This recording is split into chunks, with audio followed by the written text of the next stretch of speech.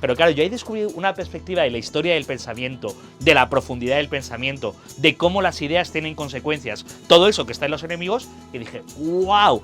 Había terminado el primer tomo, pero estaba escribiendo el segundo y quedaba el tercero, se le pasó 15 años de su vida en esto. Sí, total. ¿No? Decía, dedicado exclusivamente a esto. Atención incompartida. Pero claro, verle trabajar era un espectáculo. Es cierto que él me lo hablaba como la sociología del personaje. Él se daba cuenta de que estaba inaugurando una manera de investigar, porque, por ejemplo, a Karl Marx no podemos quedarnos solo con su obra. Por ejemplo, es fundamental saber que dejó morir a varios hijos de hambre y de frío. Y hay además, que conocer su historia personal para luego comprender su historia narrativa, ¿no? Y ojo, y Los enemigos del comercio lo escribe cuando ya está jubilado. Es que es increíble eso. O sea, claro, ya la se gente jubila. suele ya retirarse Eso y es. Escotado acomete la obra más ambiciosa de su vida. Eso O sea, es. ojalá todos los Se jubilados... jubila y dice, y ahora me pongo a trabajar en serio, con un cierto sentido de liberación, ¿no? Buenas tardes, queridos emboscados, ¿cómo estáis?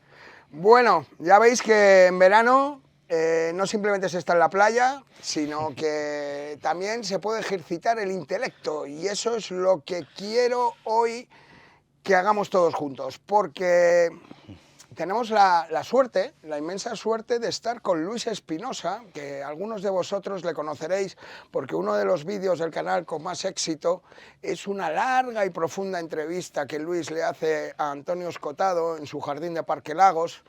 Y hoy estamos aquí con él porque vamos a hablar y comentar una iniciativa muy interesante, ya lo juzgaréis vosotros cuando os enteréis bien de qué va el asunto, pero Luis también nos lo va a contar. Se trata... ¿De qué se trata, Luis? Bueno, primero voy a presentar a Luis. Bueno, Hola, Luis. Hola, buenas, Jorge. Hola, Luis. Encantado de estar aquí contigo por fin, ¿no? Porque la verdad es que llevamos tiempo pensando en hacer esto desde que estás, y yo la verdad estoy contento de estar ahora porque desde el fallecimiento de Antonio han sido pues meses de digestión y de ir digiriéndolo y pensándolo, y ahora sí que estoy contento de estar aquí, de presentar esta iniciativa, o sea, empezar a hablar en positivo y hacia adelante de la obra de Antonio. Antes de nada, Luis es profesor en la Universidad de Ecuador de Economía, si no me equivoco, Sí. Y bueno, yo os puedo adelantar, para los que no lo sepáis aún, que es uno de los primeros considerados discípulos de Antonio Escotado. Entonces, la primera pregunta va a ir directa, Luis. ¿Cuándo escuchaste la palabra Antonio unida a Escotado en tu vida? ¿Cuándo fue la primera vez que escuchaste este término? Pues es muy curiosa esa pregunta, porque fue muy tarde, porque fue en torno al año 2008 cuando sacó el primer tomo de Los enemigos. Claro, yo, el otro Antonio Escotado tenía tenía el personaje, pero no lo relacionaba con el nombre, y fue, curiosamente, ahora cuento toda la historia de cómo le llega a conocer a él, porque fue, curiosamente, en la entrevista que le hizo Sánchez Dragó, muy buena, cuando sacó Los enemigos del comercio, vale, ¿no? Y claro, yo sí que seguía el programa Sánchez Dragó de libros, y sacó Los enemigos del comercio, a mí que yo me llamó poderosamente la atención, ¿no? Y lo divertido de esto es que luego unos fines de semana siguientes, fui a una fiesta y conocí a muchas personas, y la semana siguiente era la Feria del Libro de Madrid. Y yo fui a la Feria del Libro de Madrid y quería hablar con uno de los que había conocido en la fiesta que me interesaba. Entonces, estaba vendiendo libros en la Feria del Libro de Madrid y yo no sabía cómo ir. ¿Mi padre vendiendo libros? No.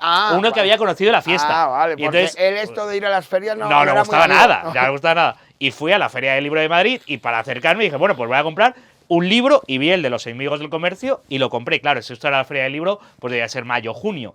Y ese verano, verano de juventud, con mucha felicidad y mucho 2008 tiempo, hablamos. 2008, lo compré tal cual. Y ese verano lo leí el libro y quedé absolutamente maravillado. Claro, a mí solo me había pasado esto una vez anteriormente leyendo La acción humana de Mises, también en un verano, también lo escogí porque era un libro muy largo, y ahí descubrí que me apasionaba la economía y la escuela austríaca, pero claro, yo ahí descubrí una perspectiva de la historia del pensamiento, de la profundidad del pensamiento, de cómo las ideas tienen consecuencias, todo eso que está en Los enemigos, y dije, ¡wow! Y luego, ese mismo año, para septiembre-octubre, que no recuerdo por qué, porque yo tampoco era tan importante, me encargaron dirigir una sesión del Congreso de Economía Austriaca, y llamé a Antonio Escotado porque dije, bueno, si voy a hacer yo una sesión, evidentemente tiene que estar este señor que ha escrito este libro maravilloso.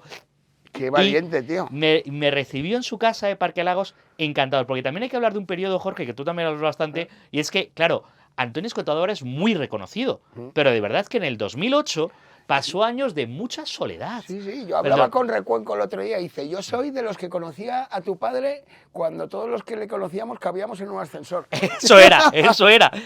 Claro, en el 2000, entonces claro, yo llamé a su puerta en el 2008 para hablarle de Los Enemigos, lo que le gustó bastante porque llevaba años que le llamaban por la historia de las drogas. Claro. Claro, que esto es como los cantantes que hacen una canción con 20 años y cuando tienen 70 le siguen llamando, repite la canción y el coño saca otros 10 discos, ¿no? Ya, en cierto modo él ya está un poco cansado de hablar de lo de las drogas, que además es un tema que no daba mucho más de sí. Y claro, de Los Enemigos había pasado 10 años estudiando. Pero qué valiente por tu parte coger y llamarle así por las bravas. ¿Cómo te hiciste con el teléfono? Eso es, porque en el mundo del Juan de Mariana alguien tenía su teléfono aquello, y entonces yo pedí el teléfono, pero bueno, qué encantador él, que eso es de lo que, una parte de lo que quiero hablar, de lo encantador que era Antonio. De su bonomía. De eso, claro, es que Antonio entonces me dice, oye, pues ven a mi casa, claro, ven, así tal cual, porque le quería invitar, yo creo que un poco quería probar quién era yo, de si era una invitación seria, ven a mi casa, y claro, esa noche fue de las más importantes de mi vida. Wow. En cierto modo, claro, yo aparezco en su casa, que ya sabes, a las 7 de la tarde, no era ven a mi casa a las 10 de la mañana, eso no ocurría, ¿no? Ven a mi casa a las 8 de la noche, aparecí en su casa. Acabaste quedándote a dormir. Toda la noche, yendo al Pesca, que tenemos que saludar al Pesca, hacerle publicidad. Me la has dicho.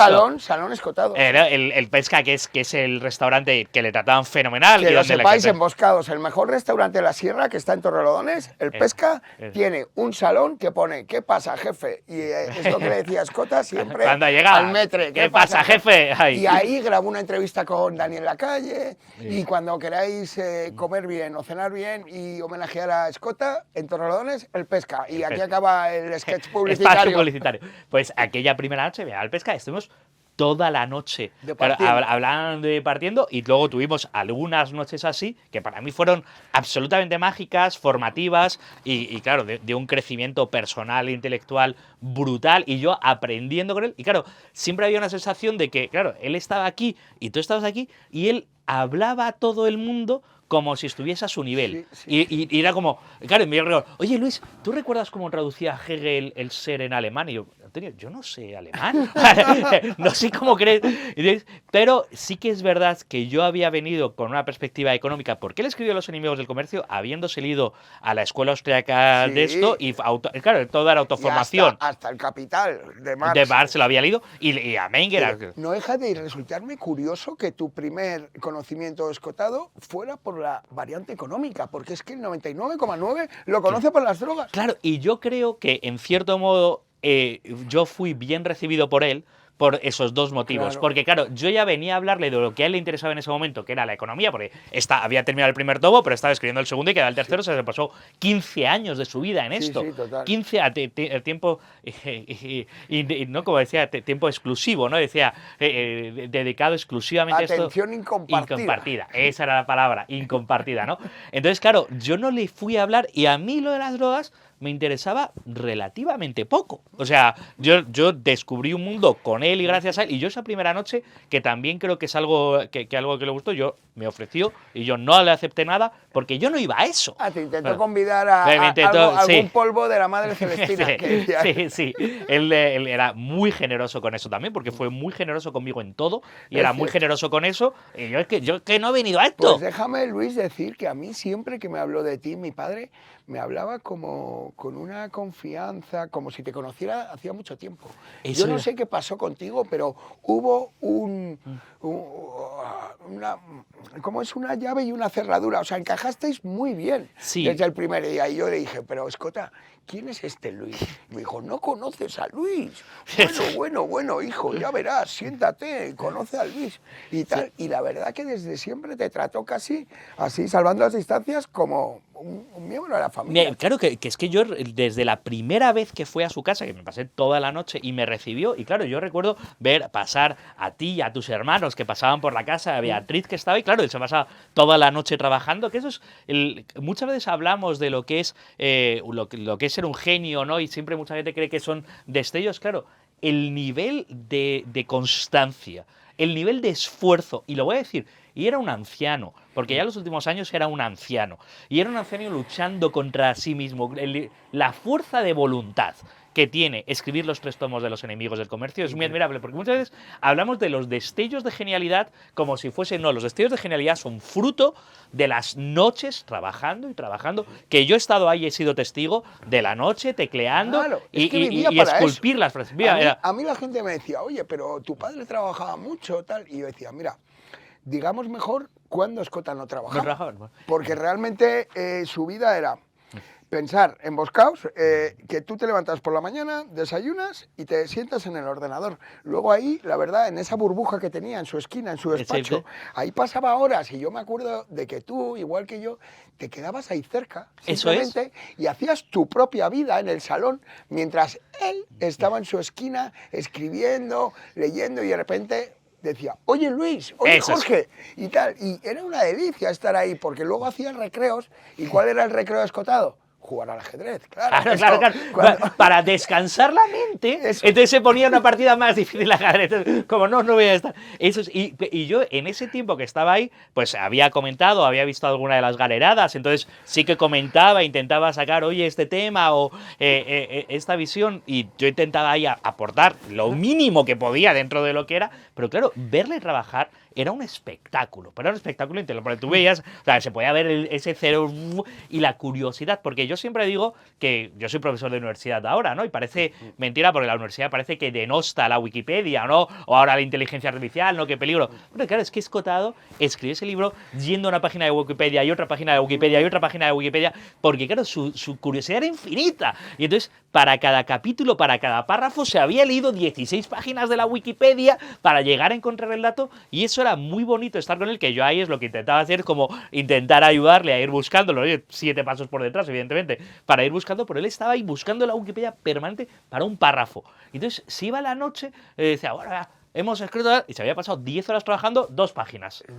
Y 2 páginas, primera versión, porque luego escribía y reescribía, que ahí estaba también Guillermo, que Sí, el antiguo editor. El antiguo editor, que estaba en la editorial. Entonces escribía y reescribía y reescribía. Claro, cada frase de Escotado está esculpida a piedra, o sea, esculpir granito. Era era un trabajo duro. Además, como a él le gustaba ser recio, ser duro, Sí, ¿no? hacía deporte también. De la sierra. Sí. Bueno, cortar leña, le encantaba. Ese tipo de cosas. Claro, pues también otro recreo, ¿no? Amanecía y decía,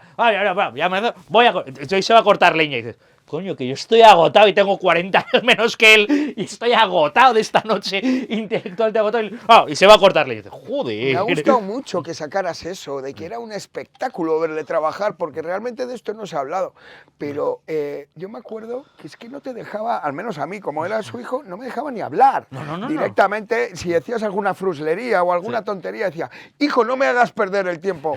Hijo, piensa antes de hablar, por favor. Y era un poco... Conmigo no era tan directo, pero evidentemente te hacía ver que lo que habías dicho no correspondía. Entonces, claro, el ejercicio intelectual para mí, entre que, claro, él bebía, tomaba sustancias, estaba todo el rato, y tú intentabas estar a la altura sin concentrar, y yo intentando estar concentrado, y eso es curioso, porque recuerdo esas noches, por supuesto, con muchísimo cariño, pero también por mi parte como había una tensión de que no decir tonterías. Yo recuerdo, otra de las cosas que no se recuerda la personalidad, que también recuerdo un periodista que fue a hacerle una entrevista y no se había leído su libro.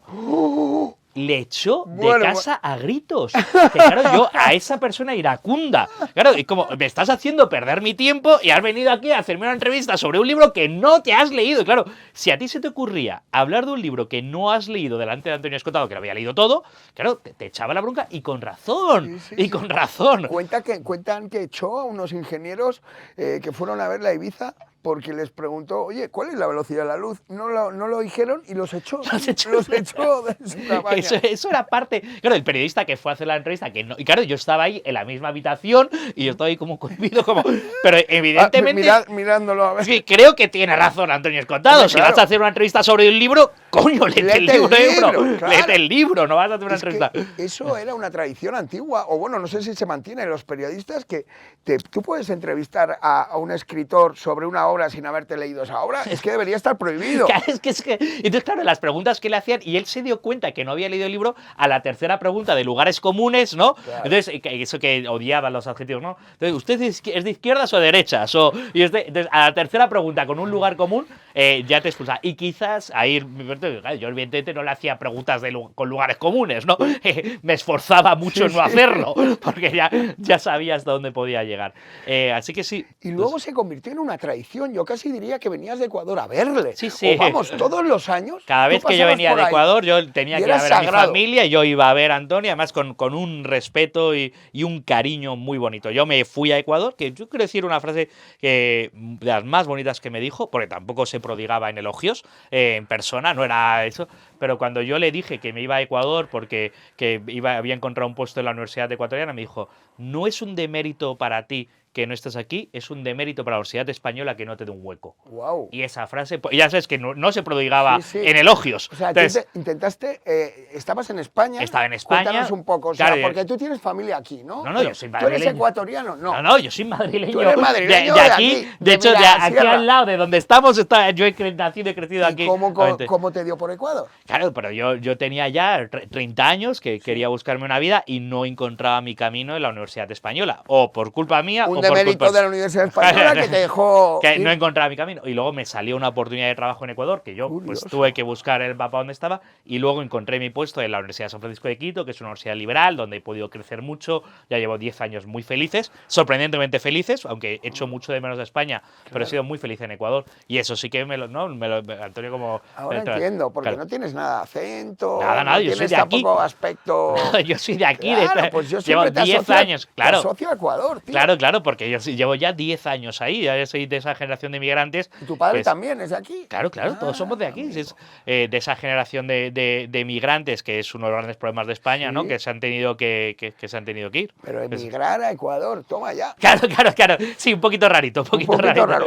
No era el lugar, es donde me surgió. Vamos a hablar ahora de lo que más va a interesar a los emboscados, que es esta manera que tú tienes ahora de agradecer esa confianza que te dio Escota, y parece que has pergeñado un club de lectura. Cuéntanos un poco. Sí, de eso tenía mucha ilusión de hablar. A ver, en la Universidad de las Hespérides, que es esta universidad donde está Juan Ramón Rayo... Hablemos, ¿qué es la Universidad de las Hespérides? Es una universidad muy potente, liberal, de reciente creación. Recién creada en Canarias, online. Rayo es el rector, si no me equivoco. El decano, creo que es el decano. El decano de Economía. Y está en Canarias. Está en Canarias, pero es online. O sea, es todo online, así que está donde quieras estar tú. Y tiene un marcado...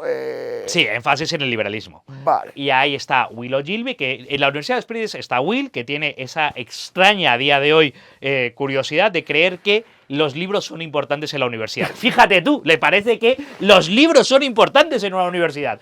Y entonces tiene un programa muy bonito que se llama Grandes Libros, y consiste en comentar, leer, son cursos socráticos, círculos de lectura, no sé muy bien, ahora podemos hablar de eso, sobre grandes libros. Los hay sobre Platón, que lo da Will, sobre Adam Smith, Dani Fernández, sobre Maquiavelo. ¿Pero es una asignatura eso? No, es más bien curso, o sea, puede servir créditos para los alumnos de la carrera, y también es una para los que están, ya, si tú te quieres matricular libremente, gente de fuera. Ese empeño, como en la universidad casi ya no se habla de libros, pues vamos a hablar de los grandes libros. Y la idea es, en 8...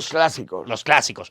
Y lo bonito de esto es que claro, lo importante de esto es, claro, está Platón, está Adam Smith, está Maquiavelo, todos los conocemos, pero con ese amor a Escotado está ahí siendo coetáneo nuestro, aunque ya no está entre nosotros, pero sí que le hemos podido conocer, siendo coetáneo nuestro. La universidad le está poniendo a la altura de Adam Smith, de un clásico, porque es un clásico, porque Los enemigos del comercio va a perdurar. Aquí lo tenemos. Es un clásico. Ya lo sabéis, esto es la Biblia.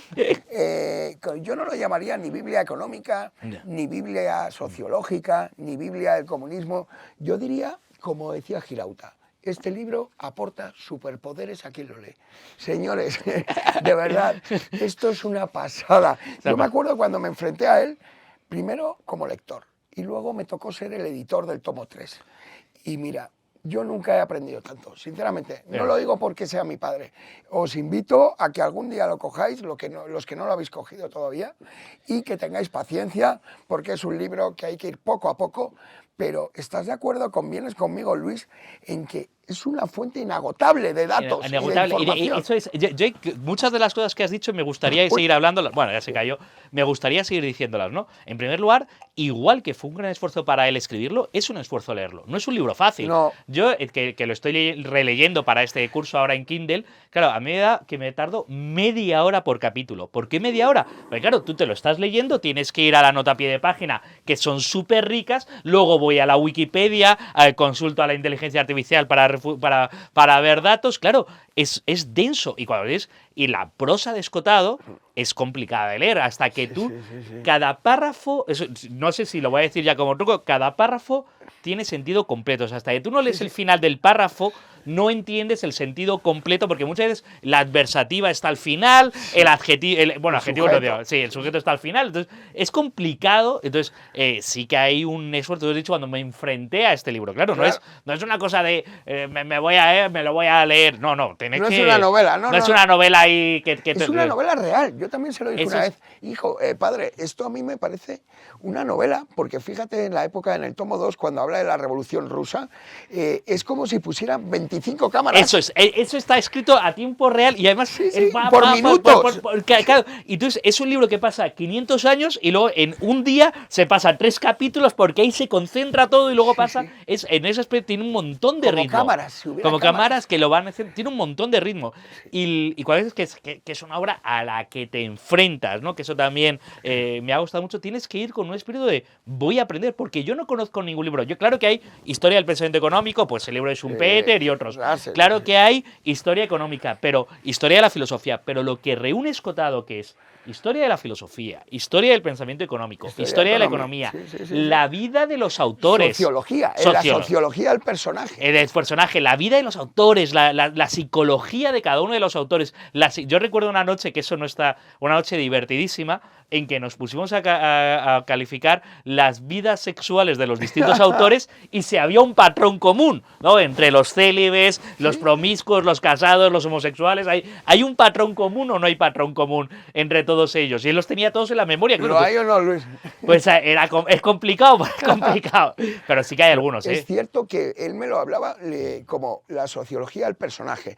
Él se daba cuenta de que estaba inaugurando una manera de investigar, porque, por ejemplo, a Karl Marx no podemos quedarnos solo con su obra. A mí, por ejemplo, Jorge Luis Borges, que es uno de mis autores favoritos, pues mira, sinceramente, a mí no me importa a quién votase Jorge Luis Borges, las novias que tuviese, pero en el caso de Carlos Marx, por ejemplo, es fundamental saber que dejó morir a varios hijos de hambre y de frío. Hay que conocer su historia personal para luego comprender su historia narrativa, ¿no? O sea, ese odio a la burguesía. Que era él mismo, ese no haber ido a visitar a su padre en todo el tiempo, ese recoger las cartas. Que no es cotilleo. No, eso es porque precisamente, o sea, no es cotilleo en ningún caso, pero, o sea, primero, el cotilleo sería interesante, pero es que, portaos, pero precisamente en el caso de Marx, que él decía que la clase social a la que perteneces determina tu pensamiento, o sea, que él sí que creía que había una predeterminación de clase, es sustancial entenderlo en el caso de Marx, porque hay una autocontradicción evidente, ¿no? Claro. Porque él era burgués, él era evidentemente de la alta burguesía, ¿no? Y eso, porque, por ejemplo, la obra, también una obra maravillosa, que es el Anti-Marx de Rayo. Sí. El Anti-Marx de Rayo está centrado en las ideas de Marx y es demoledor con respecto a las ideas de Marx, o sea, lo demuele, ¿no? Es bumba, ya está. Pero claro, falta el personaje. Y el personaje consta que el Rayo se ha leído con fruición Los enemigos, ¿eh? ¿Ah, sí? Consta, sí. No me extraña, que es un lector voraz y está, claro. Los enemigos del comercio, y en concreto Marx. Yo creo que mi padre hizo una de las revisiones más profundas que hay de Marx, ¿no? O sea, volvió a sacar el tema. Esto venía también con la irrupción de Podemos. Eso es. Y ahí yo recuerdo dos cosas importantes. La primera, marxis.org, que evidentemente es un múltiple googlear, ahí estaba todo. Y claro, el mía, famoso, ¿no? Él criticaba a Marx desde los textos de los marxistas. marxistas, que eso es muy importante. Se leyó toda la correspondencia. Todo. O sea, en marxist.org. Y además, esos capítulos le costó mucho escribirlos, los reescribió varias veces porque en un momento dado estaban por orden cronológico, luego se dio cuenta que el orden cronológico no era, verdad. luego cuenta la historia, luego la teoría. O sea, esos capítulos, ya digo que los esculpió y los trabajó que le mucho. costó mucho, Le me costó acuerdo, mucho, sí. porque también había una Y estuvo a relación. punto de dejarlo. Eso es, había una relación personal con ese tema, porque Todos los enemigos nace en la carta a Carlos, donde se quiere autoexplicar a sí mismo. Él había sido marxista. Entonces él se tiene que explicar a sí mismo. Y él, claro, muchos años después, lee a Marx y dice, vaya mierda, lo que yo creía, lo que yo estaba, y hay un elemento de redención y de autoexplicación. Él decía que tenía una deuda pendiente, ¿no? Con Monedero hay una entrevista que decía, mira, Juan Carlos, a mí es el que más me ha dolido esto, o sea, esto de reconocer que estaba equivocado. Eso es que yo creo que esa humildad intelectual de Escota es lo que llama la atención y lo distingue de la gran mayoría, ¿no?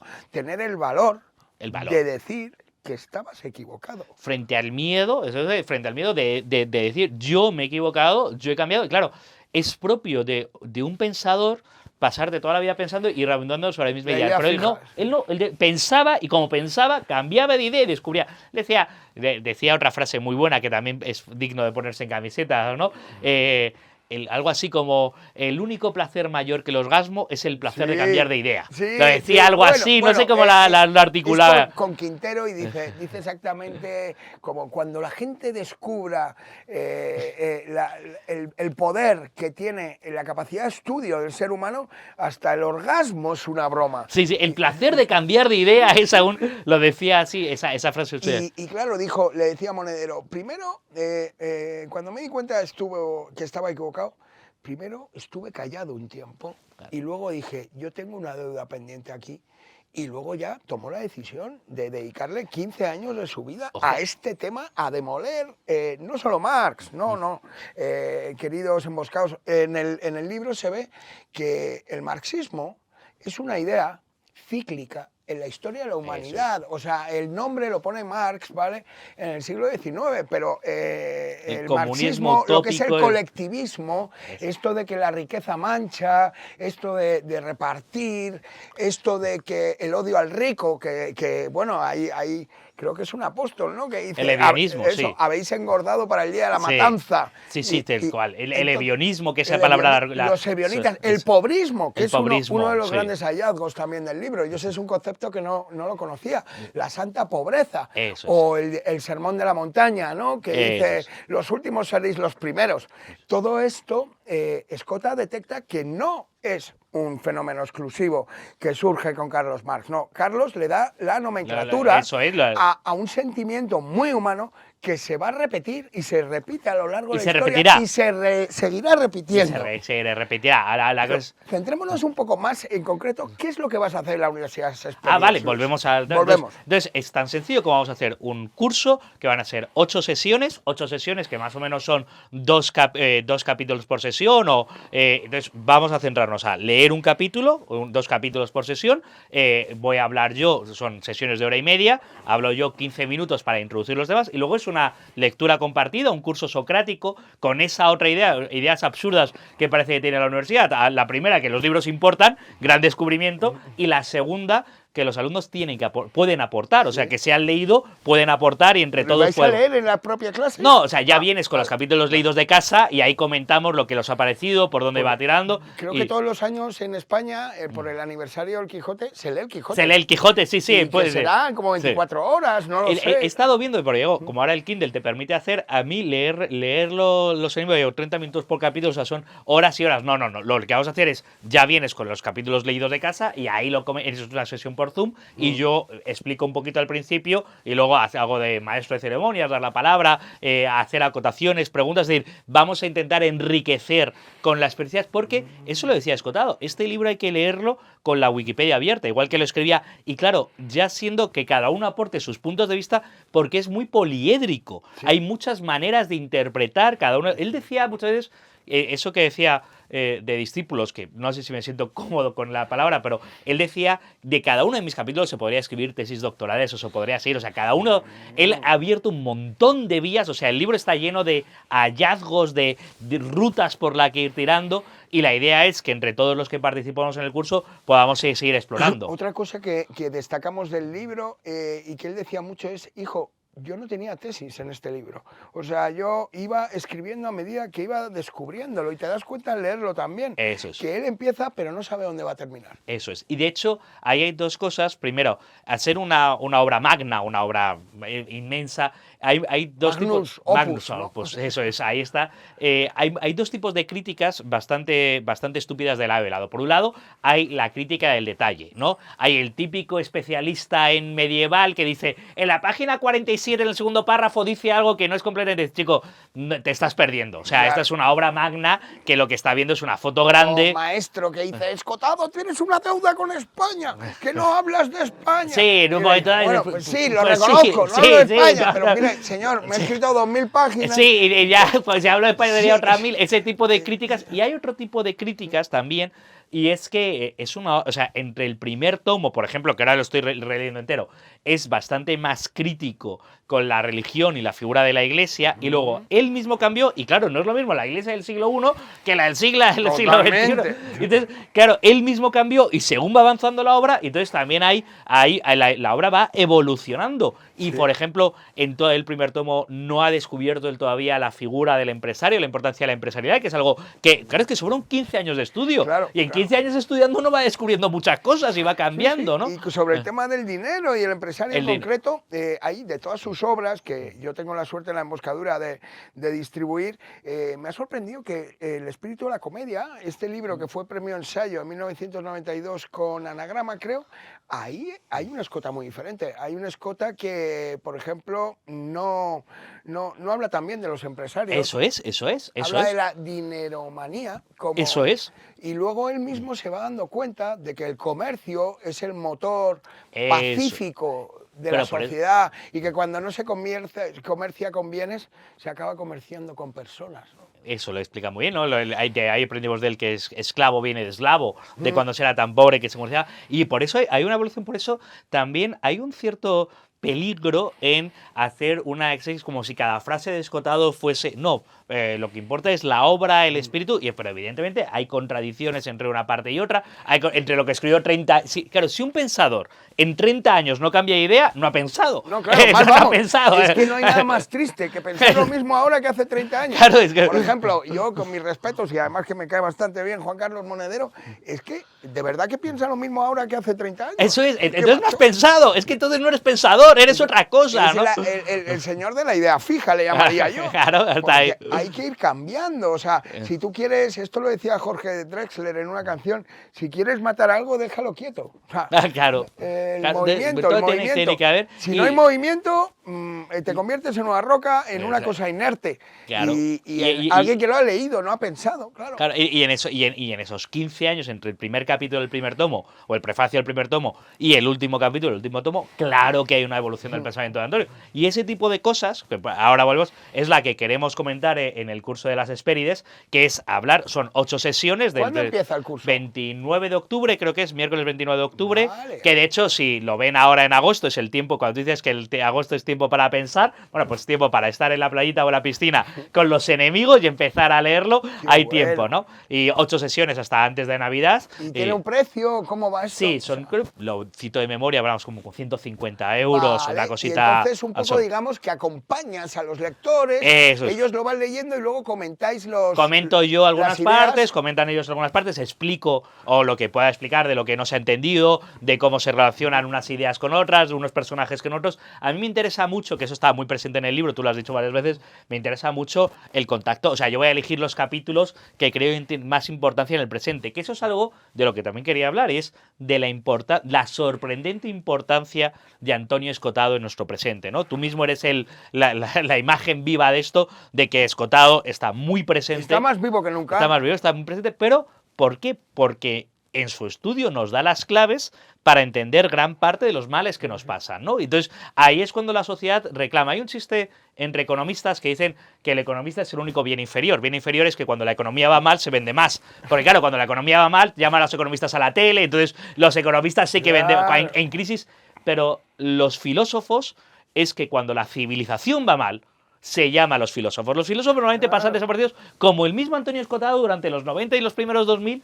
pasó porque, ojo, eran años felices, ¿no? La Españita feliz de aquellos, ¿no? De los 90 y eso. Dejando la droga a un lado, porque Eso también se enfrentó al problema de las drogas totalmente. Yo creo que Escota es responsable. Eso fue más en los 80, ¿no? Sí, que en los 80 eso una gran fama y luego como que desapareció. Y había gente que pensaba que había fallecido. Pero ojo, cuando has dicho que él descubrió y se retiró literalmente a las antípodas. Literalmente se retiró a las antípodas. A Koh Samui, en Tailandia. A pensar. Ahí se retiró literalmente a las antípodas a pensar. Y ojo, como siempre diciendo, empezó a leer a Menger de la escuela austriaca y ahí avanzó muchísimo, ¿no? Pero esos años de silencio que se corresponden en cierto modo, ya digo, con la Españita feliz, la que muchos podemos añorar, ¿no? Unos 90 en los que había crecimiento económico y demás. Y claro, el filósofo, el 2025, cuando todo falla, es cuando la sociedad busca, oye, y claro, Antonio, que ha leído y ha pensado y tiene las raíces, ahora se verge como, oye. También yo creo que está relacionado, o sea, la fama que tiene ahora Escotado, la importancia trascendental que tiene en nuestros días, es debido a la desaparición de modelos de gente libre. O sea, Escotado representa la libertad en un mundo actual en el que se están perdiendo las libertades como nunca la habíamos visto. Con lo del COVID, o sea, recordemos Emboscados que hemos estado encerrados en casa y que luego esto se demostró que era ilegal. Claro. Y aquí nadie se quejaba. Y acordaos de la policía en las ventanas. Y acordaos de ese helicóptero que fue a multar a una persona que estaba paseando a su perro por ir sin mascarilla en una playa. Antonio Escotado, en todo, porque es el filósofo de la libertad, pero es el filósofo de la vida libre y de la teoría de la libertad, porque junta las dos. O sea, él no solo vivió libremente, incluso en la época del COVID hizo lo que le dio la gana, o sea, que también fue libre en aquellos momentos. Ahí también se fue a Ibiza para hacer lo que quisiera. Porque estaba hasta los huevos no se ponía el bozal, no. Y en esa época fue libre también, pero también teorizaba sobre la libertad. Entonces juntaba las dos, porque hay teóricos de que hay que ser libre y tal, pero poca gente que es libre. Pero ahí viene el otro que es frente al miedo, ¿no? Para ser libre hay que ser valiente y sabio. Y fíjate cómo se juntan cuatro cosas muy importantes. O sea, libre y tienes que ejercerlo y pensarlo, y tienes que ser valiente y sabio. Y claro, que se junte eso en una misma persona es muy único. Porque no era un filósofo de salón. O sea, realmente, por ejemplo, cuando hablaba de la libertad, yo lo he comentado en otros podcasts, pues hablaba con la autoridad porque la había perdido. Claro. Estuvo en la cárcel. O cuando hablaba de sexo, hablaba con la autoridad, pues porque había protagonizado la revolución sexual en Ibiza. O cuando hablaba de comunismo, hablaba con propiedad porque había militado en el Partido Comunista. No era el catedrático profesor de universidad que te hablaba en teoría de cómo tenían que ser las cosas. No, era una persona que había estado ahí, había teorizado y había vivido, ¿no? Eso que dicen de primum vivere pues filosofare, no, él vivía y filosofaba. Hacía las dos en su vida, en su tiempo vital, y era ejemplo, incluso en sus errores era ejemplo, porque lo hacía con honestidad y valentía. O sea, a los colegas le podrás criticar mil cosas, pero no que fuese mentiroso, cínico, no. Él con honestidad y valentía, frontalidad, te lo decía. Claro, y ese modelo, también hay otra cosa que se ha perdido, es la figura del sabio, del intelectual, ¿no? Intelectual y sabio, ahí es diferente. Intelectual era una palabra que odiaba, ¿no? Odiaba, no era el profesional de nada. De la nada, de no tener, ¿no? Y no le podías insultar, ¿no? Era un intelectual, no me insultes. No me insultes, ¿no? Él decía, el paso de hombre inteligente a sabio, hijo, es muy duro. Claro. Es cierto que al final era una especie de espectro. Claro. Era la ilustración, él en sí. O sea, él era él, pues claro, porque digo, yo de lo que vivía ahí, has dicho, en la salita de Parque Lagos, que era una burbujita ahí pequeñita que entra, claro, los últimos días en Ibiza, donde era un peregrinaje, que había tantísima gente que le iba a ver, claro, fue una evolución de él mismo increíble, ¿no? Porque era eso. Fue a verle hasta Florentino Pérez. Florentino Pérez, iba a Ibiza a verle y todo y había un peregrinaje ahí. Sí. Claro, pero empezaba el mito. Empezaba ahí el mito de Escotado, más que allá de la persona Antonio, ¿no? que es otra cosa. Y ahí, claro, pero ¿por qué hay esa ansia? Porque hay un anhelo de autenticidad y de libertad en nuestra sociedad. De autenticidad también, de oye, esta persona es auténtica, Claro. dice lo que piensa, hace lo que dice, es no. políticamente incorrecto, Eso es. pero de verdad. O sea, De verdad, sí, pero porque le digo. Y ojo, que también quiero destacar una cosa de Los enemigos del comercio es. No es un libro antimarxista en el sentido, porque de muchos de izquierdas habla como. Habría muchos que bien. De Bernstein, acuérdate que lo pone muy sí, bien. Sí, de Blanqui habla muy bien, o sea, hay muchos. Taylor habla muy bien, o sea, hay muchos de izquierdas a los que admira, de los que habla muy bien, porque no es un libro, como dices, no empezó con una tesis de voy a escribir un libro. No. Él va a escribir y dice, oye, qué personaje tan interesante, qué ideas tan interesantes, las va juntando y las va haciendo, claro. Me acuerdo que criticaba a Rothbard porque decía que era anti. O sea, que en la vida no puede ser anti algo, anti Eso tal. es. O incluso también llevado al fútbol, que era una de sus pasiones el fútbol. Me acuerdo que él decía... Yo soy del Atleti, hijo, ahí siempre había... hay que ver el fútbol como cuando ves una película, como cuando vas al museo. O sea, realmente con serenidad. Hay que distinguir al amante del fútbol del fanático del fútbol, del hincha del fútbol, ¿no? Que quiere ganar a toda costa, que el corazón le puede. En cambio, él decía, pero no, reflexionemos, es el ballet más hermoso que conoce el hombre, que lo de los partidos también era mítico. Era mítico verle, sí. Porque además, claro, en esa concentración del estudio total, pues claro, yo recuerdo un verano, no sé si era una Eurocopa o una... Eso, entonces se paraba el mundo, porque empezaba el partido y se veía el partido con una pasión y un comentario. Y claro, que además, como tenía esa memoria impresionante, que esa es una... Eso es fuerte, lo que estás diciendo ahora. Antonio Escotado tenía una cualidad innata que era de la memoria de una manera muy llamativa. Mira, os voy a contar una cosa, emboscaos, que no sé si lo he contado alguna vez. Yo estaba con 16 años en el instituto y me hicieron leer en una asignatura el libro de Cándido, de Voltaire. Bueno, pues estaba en mi cuarto, ahí con 16 años, y toc, llamó a mi padre y me dijo, hijo, ¿qué tal? ¿Qué lees? Y le dijo, mira, pues este libro de Voltaire. Y se me quedó mirando y me dijo, bueno, pues atento a las palabras de Pangloss al final del libro. Yo me quedé, porque estaba leyendo el libro y realmente acababa de leer las palabras de Pangloss, pero créeme que él las recordaba mucho mejor que yo, que acababa de leerlo. Y este libro, él lo había leído hacía 20, 30 años. ¿Cómo era esa capacidad marciana, diría yo, ¿no? Porque realmente, ¿tú cuándo te diste cuenta de que tenía esa memoria? Yo fíjate, lo he relacionado con el fútbol, pero también lo puedo relacionar con cómo escribía. Porque claro, cómo escribía, cuando te enseñan a escribir este tipo de cosas, te enseñan a hacer fichas para ir a... No, claro, él lo tenía en su cabeza. Entonces él leía en un libro algo de un autor del siglo XX, estaba con el tomo del siglo XVI y se acordaba luego de que estaba ahí todo y lo relacionaba. Pero en el fútbol... Él empezaba a hablar de partidos y jugadas de partidos de hace 30 años y se acordaba perfectamente, ¿no? Claro, esto es como, eso es igual que el gol de Kroos en el 84. No tengo ni puta idea. Pero ¿cómo se acuerda de todo? Sí, de todo. Sí. Lo cual yo creo que siendo hijo es mucho peor, porque en las discusiones se acordaba de todo lo que hayas dicho, estaba ahí recordado. Claro, y esa virtud, claro, o sea, uno tiene que tener habilidades naturales, una inteligencia, una memoria, pero luego hay que trabajarlas. Claro, el don no es suficiente, luego tienes que estar horas y horas. Él lo decía, la memoria es un músculo, hijo, es como un músculo que se entrena.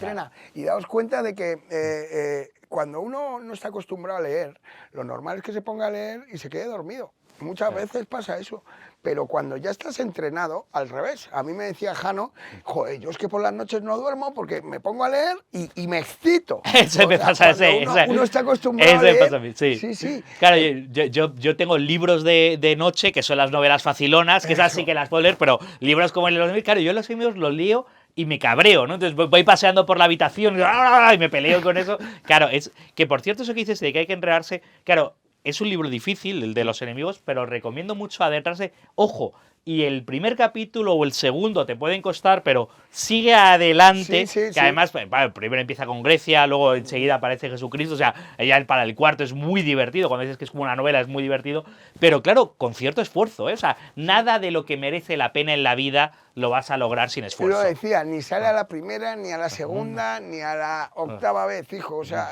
todo lo bueno se consigue con sangre, con sudor, con lágrimas y nunca sale a la primera. Y de verdad, este libro, yo te agradezco de corazón, Luis, lo que vas a hacer, que me ayudas en esta labor que yo he emprendido voluntariamente de un poco custodiar el legado de Antonio Escotado y no permitir que el paso del tiempo borre los hallazgos innegables que alcanzó y que conquistó Escota, Conquistó me gusta más porque supone un esfuerzo. Él conquistó estos hallazgos y la verdad que me parece que Escotado todavía, te lo digo, tiene mucho que decir.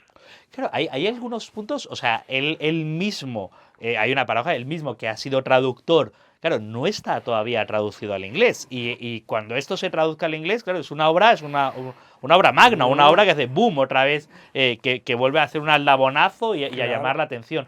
Ahí hay claro que queda mucho, ojo, y queda mucho por decir y queda mucha exégesis por hacer, ¿no? Queda mucho que Escotado es súper plural, súper amplio y queda un montón de personas que lo lean y lo interpretan a su manera y cada uno a su manera. Lo que tú estás haciendo es encomiable porque mira, te voy a contar otra cosa. El otro día me escribió un profesor de secundaria diciéndome que a sus alumnos jovencitos, o sea, todavía prepúberes o púberes, les estaba enseñando cosas de Escota.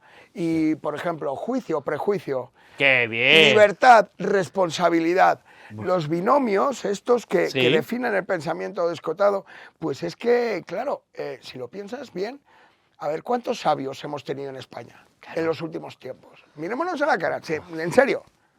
Desde Ortega y Gasset, yo creo que no ha habido un pensador, Unamuno. Bueno, Zubiri era un filósofo, pero súper antiguo.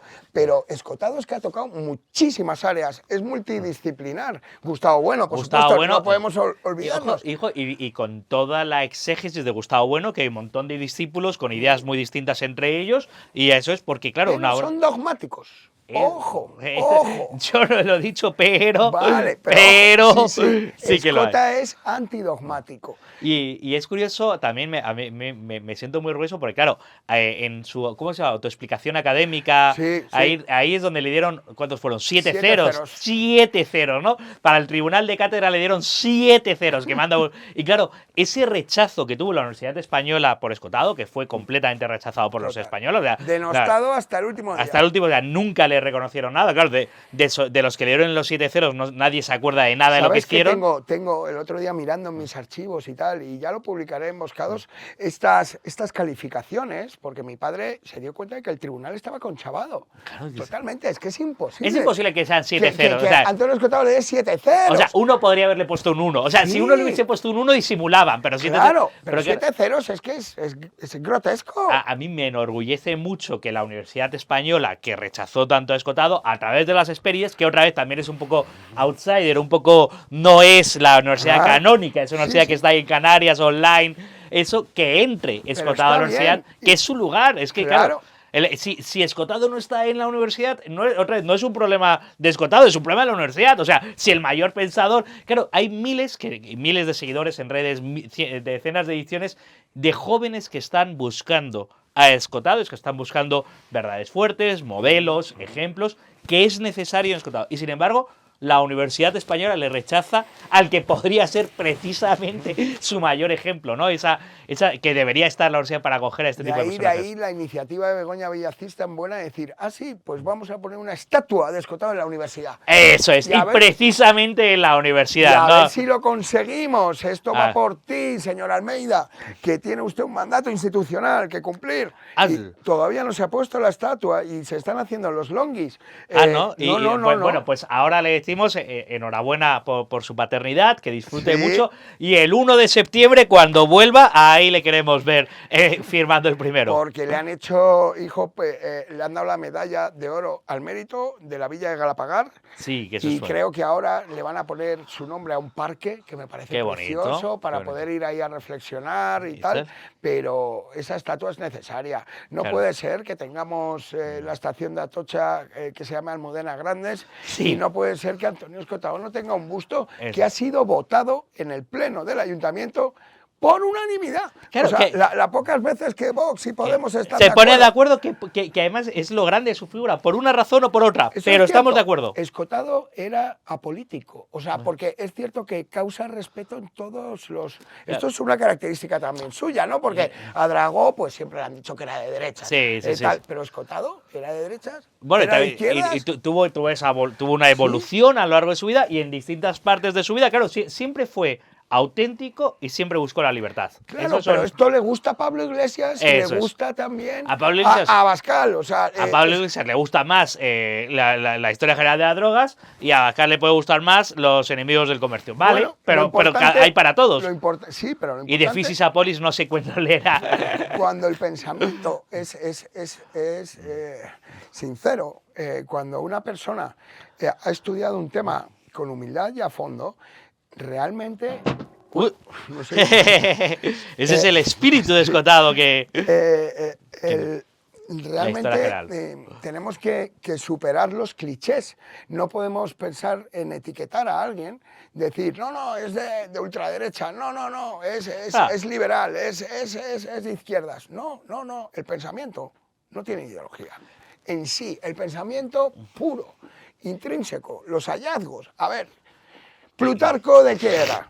A ver, ¿Homero era de izquierdas o era de derechas? Es que estas cosas no se puede hablar. Cuando hablábamos antes, que hablar con él y realmente te decía aquello de está prohibido decir izquierda, derecha, no me acuerdo cuáles eran las 6. Ultra. Ultra, está prohibido decir. Y claro, entonces parece que es un juego y parece. No, es que realmente estaba prohibido decirlo. Entonces, si estás hablando de izquierda, no, está prohibido decir. Claro, que es un ejercicio muy sencillo que deberíamos hacer con los alumnos cuando lo hace el profesor de secundaria. Es muy sencillo y es muy importante porque te obliga a desarrollar categorías mentales. Es decir, quítate estos casilleros tan tontos que tenemos tan sencillos que son y ahora explícate más allá de Imagínate eso. decirle ahora a algún político que trate de enhebrar un discurso sin utilizar la palabra ultraderecha, facha, Eso, izquierda, derecha, sí, no me acuerdo sí. cuál, rico, pobre, no me acuerdo, eran, Sí, eran homófobo, como, sí, eran como ocho en La prueba del 5. Eran 5 cinco, eran 5,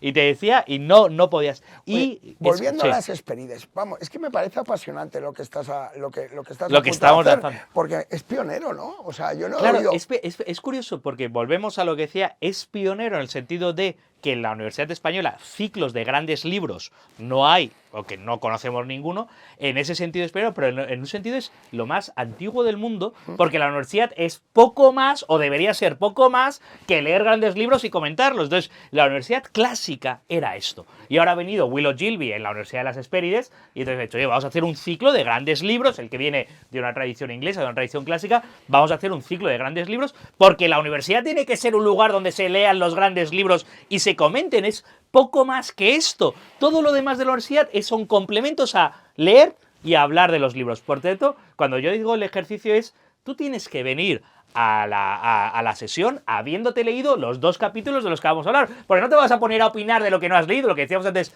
que Escotado echaba de su casa el periodista que quería preguntar sobre lo que no ha leído. No va usted a opinar de lo que no ha leído. Oye, me Y voy a yo- meter en el curso, mira, más convencido, ya Luis. tenemos uno. Ya tenemos uno. Qué Y la idea es interesante. llegar y comentarlo entre todos. Yo ahí haciendo para dar la palabra para que la conversación se vaya enriqueciendo, porque claro, la lectura es un acto solitario, evidente, es una conversación con el autor y es un acto solitario, pero claro, la lectura en común enriquece más, ¿no? Claro. Yo he visto esto otro porque claro, el tipo de personas que se apuntan a este tipo de cursos, que es a las 8 de la noche online, está pensado también para que los profesionales puedan apuntarse al curso. Para que alguien que ya tiene... Entonces, claro, no, pues mira, yo soy abogado, desde el punto de vista jurídico yo he visto esta esquina, yo he visto Claro. esta perspectiva y eso es lo que vamos a intentar hacer, que ya digo, por un lado es muy innovador. Por cierto, lo que sí que creo que es más innovador es que incluir dentro de los grandes libros a Antonio. Que sí No, que, no, claro, que- eso claro, que, es una o sea, pasada. está Adam Smith, está Maquiavelo, está Platón, o sea, están todos y Antonio está ahí. Estaría más contento. Estaría, claro, el no Sócrates. cabría por sí, esa puerta. Sí, sí, ¿no? En los hitos del sentido, ¿no? Que se nota sus predilecciones, ¿no? Como le encanta a Platón, Aristóteles, Sócrates, sobre todo Sócrates por encima. Entonces, claro, y ahí está Antonio, que estamos Qué muy felices. maravilla. Y si funciona bien, lo repetirás. Sí, la Ay, idea no. es esa, porque además incluso, claro, ya te Y digo, también hacerlo en Ecuador. son 75 capítulos. Entonces, claro, 75, claro, que lo sabes. 25 por tomo, pues no, pues creo que el primero tiene 25 y yo Toma calculo ya. que los primeros... Sí, 26. 25, pues son 75, digo más o menos, ¿no? Pues en esta primera sesión vamos a hacer pues 12 o así. Todavía, anda que no nos queda para seguir haciendo O sea segunda, que el alumno que quiera asistir se tiene que haber leído más o menos la mitad del libro. Dos, ¿O dos capítulos. Dos capítulos vale, por es muy tomo. asequible, Es muy entonces. asequible. Es muy asequible. Son 2 por sesión, que son 2 Vale. capítulos por, por Vale, semana. vamos a ver. La sección primera dice de cómo la propiedad privada no fue discutida ni en Grecia ni en Roma. Es súper interesante. Este El es primer el primer capítulo de capítulo. Grecia es brutal. Ese Segundo, tiene que entrar. Segundo capítulo, de cómo la propiedad empieza a parecer perniciosa. ¡Qué interesante! Es que ahí nos vamos. Claro, y la idea es curioso porque yo quería hacer. Mi primera idea era hacerlo de la obra de Escotado. Porque, claro, empezamos con los enemigos, pero anda que no hay. Porque, y eso es muy importante de entender, que quiero decirlo, la ontología de Escotado. Vamos a cogerlo, porque se Sí. ha caído. Porque sí, Caos y este orden. libro es fundamental. Es fundamental. ahora que estás hablando. Y el de realidad y sustancia, que es Bueno, complicadísimo esos de son leer. eso Eso son palabras Un mayores. tratado de metafísica. Ahí que- de ontología se lo pero metió. es Entonces, cierto que Claro, toca muchos temas. pero yo es cosa, Escotado hay que entender que primero lo que tiene es una metafísica, tiene su propia ontología. Entonces, realidad y sustancia es, porque la ontología es eso, la filosofía primera. Entonces, está realidad y sustancia. Luego está su historia de la filosofía, que es preciosa, de Physis a Polis, y tiene una historia de la filosofía. Rameras y esposas. Ahí la mitos. sociología, que la meto en la tercera capa, es la sociología. Mitología. Sociología, mitología, está ahí. Y luego ya viene la última obra, que es Los enemigos del comercio, y está al fin, arriba de todo. Y Caos y Orden, es muy difícil de clasificar este libro.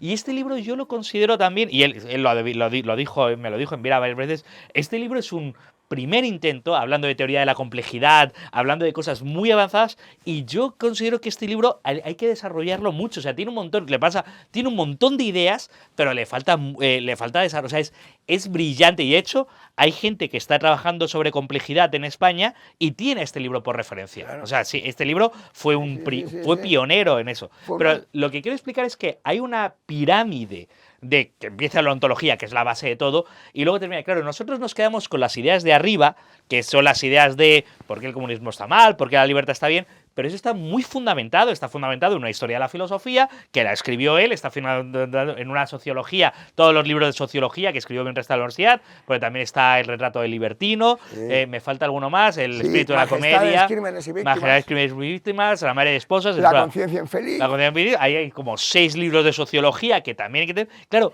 y ojo, y Los enemigos del comercio lo escribe cuando ya está jubilado. Es que es increíble eso. O sea, Claro, ya la se gente jubila. suele ya retirarse Eso y es. Escotado acomete la obra más ambiciosa de su vida. Eso O sea, es. ojalá todos los Se jubilados... jubila y dice, y ahora me pongo a trabajar en serio, con un cierto sentido de liberación, ¿no? Ahora que ya no tengo que dedicarme a esa tontería de dar clase y ganar dinero, ahora me pongo en serio a estudiar en serio. Que también es llamativo, porque no sé si quieres dar cifras, pero de lo que le pagó Espasa, que le pagó muy bien para lo que es un libro de ensayo, pero evidentemente no paga 15 años de trabajo. O sea, no sale ni a 500 ni a 300 euros al mes. Nunca trabajó por dinero. Claro, no estaba en esa. Y no estaba en esa, estaba en que ya estoy jubilado, ahora me voy a dedicar a lo que realmente me gusta, que es estudiar, y ahora me voy a dedicar. Pero claro, para escribir esto, tú tienes que haber escrito una ontología, una historia de la filosofía, sociología, que escribió todos esos libros de sociología, y al final en la cúspide está esto. Pero por eso digo que a mí me falta hacer otros círculos de lectura sobre los libros de sociología, sobre los libros de filosofía, de Physis a Polis, creo que es el segundo que yo abordaría es. Ah, por cierto, y todavía no he hablado, fíjate, de la historia general de las drogas. He estado hablando de todo esto y no lo he mencionado. El que es un libro más famoso. Que es el más famoso. Pero claro, como digo, mi interés no iba por eso. Me parece un libro maravilloso, interesantísimo, pero no era mi interés primero. A mí me sorprende de ese libro que mucha gente se ha acercado a él sin tener ningún interés por el consumo de drogas. Sino, por ejemplo, Fernando Díaz Villanueva, a mí me decía, yo empecé por ahí y me di cuenta de que ahí había una nueva manera de pensar, había una nueva manera de explicar exponer la información. Y yo no estoy interesado en tomar drogas, pero el libro me dejó impactadísimo. Pero Y él empezó a seguir a Escotado por ahí. Ese libro tiene dos virtudes como libro, meramente como libro. Primero, que como libro de historia es apasionante. De historia, porque eso exacto. de historia te cuenta, es un poco la historia cotidiana, ¿no? Te cuenta la vida real de cómo se consumía el café, cómo se consumía el té, cómo se consumía la opio, cocaína, el lo que opio, sea. todo eso te lo cuenta. Y en segundo lugar, tiene ese segundo índice por sustancias que Eso tiene. es aprendiendo de las drogas. Eso luego. es, que tiene el índice y el queso en los enemigos del comercio. También sería muy interesante hacer un índice paralelo por temas, por Es un el proyecto que dinero. hay ahí, sí, Claro, sí. o sea, cuando habla del dinero, porque es transversal a los tres tomos, pero hacer un índice, un poco como este libro de Cortázar, yo no me acuerdo cuál era, que se puede ordenar de distintas maneras, ¿no? Así. Entonces, se podría reordenar el libro a través del dinero, se podría reordenar a Sí, través sí, sí. del pobrismo, a través de. O también por los personajes. Por los directamente. personajes, que es Sí, sí. maravilloso. Él lo decía mucho, y eso él lo hacía mucho, googleaba Google Imágenes la foto del personaje del que estaba escribiendo y miraba la foto mientras estaba escribiendo sobre él. O sea, porque claro, es que hay personajes que de verdad tienen mirada de loco y tú Claro. lo ves, Sí, tú sí, los sí, ves, sí, o sea, sí. algunos, bueno, no voy a, algunos los ves, unos de los basistas del 19, es que tú ves la foto y dices, este tío está zumbado. Y entonces él veía la foto. Solo con la foto. Y curiosamente la edición no ha dado lugar, o sea, una edición en la que se vea la foto y la biografía, la breve biografía que la explique, pero la foto me parece muy importante, ¿eh? La foto. Ya, pero piensa, por ejemplo, que ahí te estás cargando la mitad de los protagonistas, porque Claro, sí. por desgracia Sí, son porque- esculturas, como mucho, Sí. pero de Solón, de Te, Clístenes. te lanzo una y empezar a hacer imágenes con IA a ver qué Uy, nos dice uy. de los textos, o sea, viendo el texto, a ver qué imagen nos lanza. De Hesiodo, ¿cómo sacas algo, ¿Cómo no? sacas? O sea, de Sócrates ahí esa foto que de él con Sí, barba, ¿no? sí, Pero sí. ¿hasta qué punto eso Eso es, claro, nos ha quedado real? No lo claro, sabemos. lo que nos ha quedado y también de los cuadros que nos ha quedado, pero ahí estaba. Pero ahí, de Marx sí que hay, de por Marx sí que ejemplo. hay, y otra vez, y esa mirada que tiene Marx es una mirada, o sea, es un hombre duro, es una mirada que, wow, hay que mirarle a los ojos a la cara. Ya digo, y escuchar es muy divertido porque ponía la foto del que estaba escribiendo, pero la foto estaba como de ti estoy hablando. Sí. Es que te puede ayudar. Aquí claro. estamos. O sea que queda, no sé, esta primera sesión que va a ser de los enemigos del comercio, pero queda un montón de capítulos y eso es un bonito. La obra es inmensa y ojo, yo no quiero caer en solo volver a la obra de Escotado, que es inmensa. Creo que nuestra labor no es repetir lo que dijo, nuestra labor es coger lo que dijo y aumentarlo, actualizarlo, o sea, es más que. Y bajarlo a la tierra. Bajarlo a la tierra, a la actualidad, ¿no? O sea, es más de solo. No es una secta que repite lo que dijo el maestro y se repite, no. Hay que ver distintas perspectivas, actualizarlo, reescribirlo. Claro, hay un montón de caminos que se pueden seguir a partir de cada una de las sustancias de la historia general de la droga se puede escribir monografías. De cada uno de los capítulos de los enemigos del comercio, caos y orden y teoría de la complejidad, de Physis a Polis a historia de la filosofía. Hay tantísimo. Bueno, claro, yo no sé, de los últimos tiempos de Escotado, él estaba empeñado, él me hablaba de, quiero escribir una historia general del sexo, que lo decía en sus últimos años, y que decía, si te ha llevado 15 años la del comercio, está muy empeñado en escribir también sobre las relaciones entre América y esposa, se anticipó, pero ese tema lo quería ampliar mucho porque le preocupaba mucho las relaciones entre hombres y mujeres y cómo se estaban distanciando, y ahí hay muchísimo por seguir escribiendo. Es que es cierto que Escota se buscaba los temas más tenebrosos, o sea, los temas con más tabúes. Eso es. O sea, Escota metía la mano en los avisperos, ¿no? Eso es. Realmente el tema de las drogas era un tema del que no se quería hablar, o del comunismo, como él lo enfoca, tampoco se quería hablar. Y me acuerdo que con Rameras y Esposas, él se le quedó eso pendiente, demostrar cómo todas las políticas actuales, el feminismo actual, ha derivado en algo de locos, o sea, realmente hasta qué punto el feminismo de hoy tiene que ver con aquel feminismo que reclamaba el sufragio universal, la igualdad de derechos, o sea, cómo a veces los remedios son peores que la propia enfermedad. Entonces, cuando se prohíben las drogas es cuando empiezan de verdad los problemas con las drogas. Cuando se hace una ley de violencia de género, realmente empiezan los problemas. O sea, eso es. Esto es algo que no le dio tiempo. Pero... y que está muy empeñado, pero tú dices que mete la mano en el avispero. Yo más bien creo que es una curiosidad de niño que ve el avispero y dice, oye, ¿qué hay aquí? ¿No? ¿Por qué sí, pica? Pero le dice, no te acerques, no te acerques. Sí, él, sí, quiero, a ver qué hay aquí. Entonces, no es como, no es a fastidiar, es más una curiosidad de niño, es que tenía ese espíritu primero de querer entender las cosas. Siempre decía, por eso en el libro se empeña en ir a las fuentes primarias, no hablar por lo que otros dicen que dice, no citar libros que no has leído, es decir, ir al ser de las cosas. Por cierto, fíjate que todo este tiempo llevamos hablando y no hemos hablado de esa frase que no sé si yo la digo bien en latín, que él repetía tanto, y la amor veritas, amor rei. El amor a la verdad es el amor a las cosas, a la realidad. Y a mí ese emanismo, fíjate que la palabra la digo yo, no la decía él. Emanismo, porque emana, o sea, la realidad emana y emana su riqueza y su belleza. Y es muy bonito en sus diarios, que también los habéis publicado, comprobar otra cosa que yo sí que vivía con él, y era el amor a la vida que tenía. O sea, creo, estabas con él y veía amanecer, y decía, mira, está amaneciendo. Y eso que era daltónico. Era daltónico, no lo sabía. ¿No sabías? Ah, no. Yo nunca era daltónico. Yo me acuerdo en Tailandia bañándonos en la playa, un atardecer maravilloso. El sol se desparramaba sobre las olas y decía, padre, ¿puede haber algo tan hermoso? Tal, y me decía, ojalá no fuera daltónico, hijo, porque yo ya estoy impresionado viéndolo. Joder, era daltónico. No lo sabía. A la selección española la reconocía cuando jugaba al fútbol por los calcetines. Porque el rojo de los jugadores y el verde del césped era daltónico, y se dio cuenta en la mili. En la mili, cuando él entró, como en aquella época se hacían milicias, los universitarios, y pues nada, tenía que subir una bandera verde o una bandera roja. En un determinado caso se confundió de bandera y casi matan a un brigada. Y ahí se comió unos meses de calabozo. Yo sabía que se comió calabozo. Y vino por eso, mira, se dio cuenta del daltonismo. Y pero... además es algo atávico, hereditario.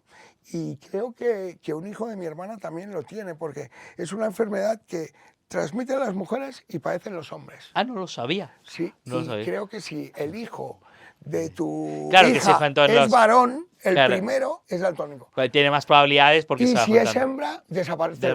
Pero, pues sí, él amaba la naturaleza, él se daba paseos, pero cuando piensas que era daltónico, tiene más mérito, claro, yo no lo había pensado, pero ese amor, yo digo, o sea, ver un amanecer, claro, y ese vanismo, la realidad que emana y que es generosa, y que si te dedicas a estudiar, es generosa contigo porque te da conocimiento, y esa idea de la fortaleza, de tú tienes que esforzarte en el conocimiento, pero te lo va a devolver multiplicado, y la garantía, ¿no? Tú tienes que... Y eso que fue en gran parte de lo que enseñaba, pero no te lo enseñaba en teoría, te lo enseñaba porque estaba ahí, porque decían, mira qué amanecer tan bonito, ¿no? Y dices, oye, Antonio, si desde esta misma ventana ves todos los días amanecer porque estás toda la noche trabajando aquí. Se conmovía. Pero le parecía, y luego el amor a los gatos que estaban con él y cómo los cuidaba. A los hámsters. Sí, les cuidaba y los quería con un amor. Y a los leños, yo me acuerdo las broncas que me echaba, como cogiera un leño demasiado grande para echar al fuego. Él casi, digamos, que les ponía nombres y apellidos.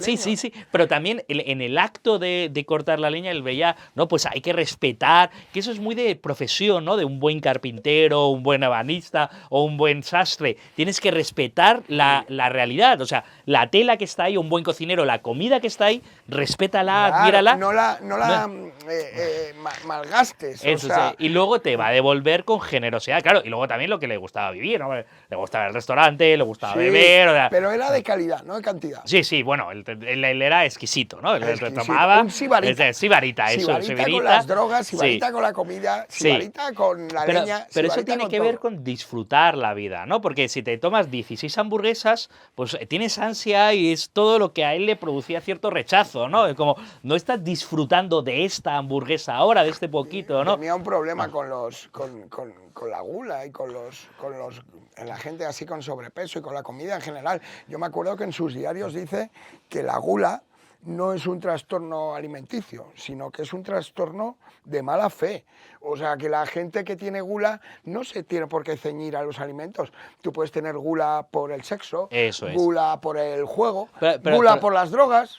Parece que no se entiende porque es el mismo Antonio Escotado que en sus años de hippie en Ibiza fue muy promiscuo, el mismo Sí. Antonio Escotado que tomó todas las drogas. Claro, y dices, pero ¿cómo puede ser? Se convirtió en... No, sigue siendo el mismo, pero es como disfruta con lo que estás haciendo y no con ansias, sino con... Eso, Eso la es. virtud está en el término medio, ¿no? Eso es, disfruta lo que se estás haciendo. No se cansaba de repetir Eso. esta máxima aristotélica de, hijo, la virtud está en el término medio, Te ni decía- mucho ni poco, intermedio. Y lo traducla de peor que una sobredosis es una infradosis, ¿no? Sí, y ten Eso es, cuidado, hijo, ten que la cuidado, ten infradosis cuidado. es peor que- Entonces siempre está, siempre. Claro, pero en eso, su régimen diario de comida, de alcohol y de sustancias, él lo tenía perfectamente equilibrado. Ojo, él. El 99,99% de la población estamos en otra. Sí. Pero, y no seríamos capaces de hacer eso y de sostenerlo por años. Pero él lo tenía perfectamente equilibrado, mesurado literalmente pesado, Sí, sí, todo sí. lo tenía. Entonces, así. Era un cuidado matemático casi del consumo. Sí. Estaba y del consumo de todo, ¿no? De alcohol, de sustancias, de calorías. Él estaba y disfrutaba de cada Nunca uno. empacharse, pero nunca quedarse con ganas tampoco. Él Este. encontraba una medida, no sé, Claro. era algo muy suyo. O sea, Muy, porque- muy único, muy Sí, único. muy único. Yo, sí, Sí. realmente de esto ya hablaremos más adelante. Oye, Luis, que Ha sido esto un placer, ya... no sé cuánto llevamos hablando, no yo sé, estoy pero- encantado y me lo paso fenomenal. Gracias. Ha sido un placer. Y queridos emboscados, vamos, no sé cómo deciros que hay que ir Ay. todos al curso.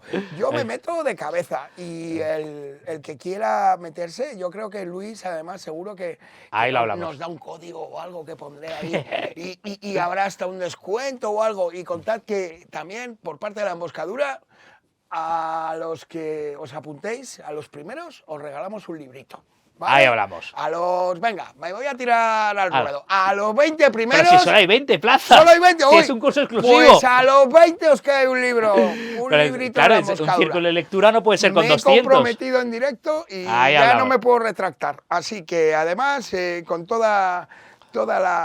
todo el cariño del mundo, yo os lo dedico para que tengáis ahí un libro dedicado por el hijo de Escota. Ahí hablamos. Y el bueno, editor. Y editor, que ¿no? Editor de Escota, sí, Ahí sí. estamos. Y para mí siempre ha sido un maestro y para ti también. Eso es. Y nada, gracias Escota allá donde estés, gracias Luis Gracias por estar aquí, ha sido un placer. esta iniciativa. Y que ya te digo, ha sido muy bonito para mí porque después de que haya fallecido llevaba mucho tiempo Sí, que me de costaba luto hablar. intelectual. Sí, que me costaba hablar y ahora estoy encantado de haber hablado de él. Y ese recuerdo, y lo que pasa después del luto, ¿no? Que ahora se le puede recordar ya años después con amor y con el cariño, ya sin llorar ni nada. Ahora es un recuerdo bonito. Pues nada, hasta la próxima, emboscados. Muchas Chao. gracias Luis y Adiós. hasta siempre.